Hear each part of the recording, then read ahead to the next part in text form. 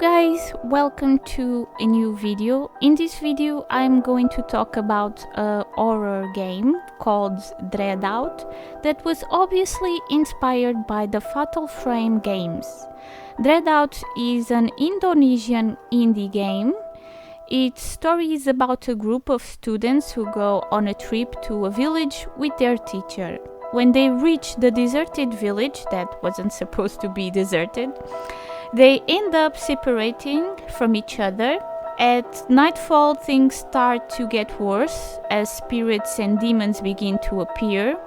Both games have scary enemies, but I find Fatal Frame enemies scarier. Basically, all the details of the game are way more scarier, like the places you visit, the sounds, the enemies, everything is way scarier. But it doesn't mean that Dreadout doesn't also have scary places and enemies. In terms of gameplay, to defeat enemies we have to use the cell phone camera to take pictures of them, and towards the end of the game the protagonist also uses a camera similar to the one used in Fatal Frame. Another thing in common is the fact that in this game, when we get close to something important, a blue sign appears on the screen to let us know.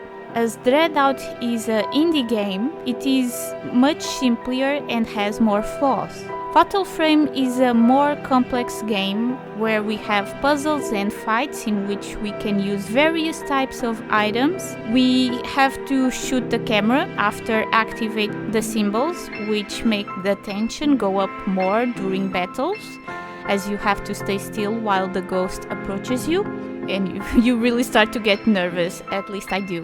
Dreadout isn't as good as Fatal Frame, but it's still a good game. One thing I missed in the game was a map.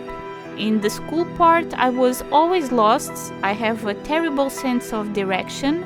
I also find it strange that the main character doesn't speak. Also, Dreadout is separated by acts.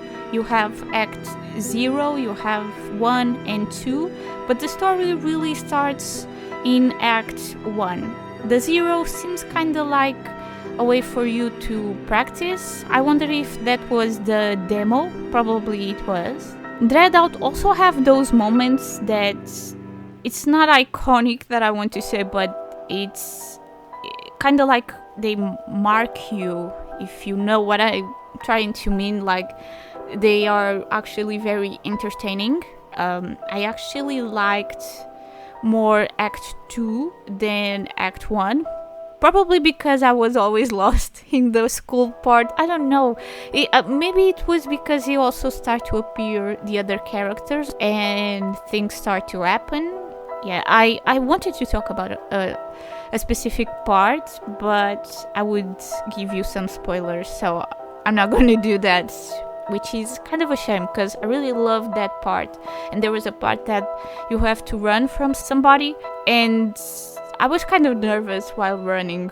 And yeah, basically, I think that you will like Dreadout if you like Fatal Frame, but you're not expecting something whoa, you know?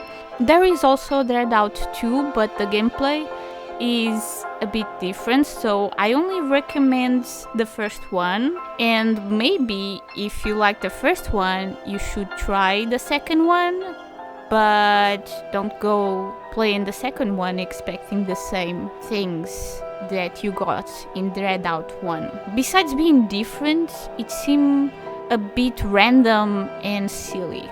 I didn't even play that one, I just saw the gameplay, and that was the idea that I got. And I also, by seeing the reactions of people playing the game, seems like people liked more the first one than the second one overall.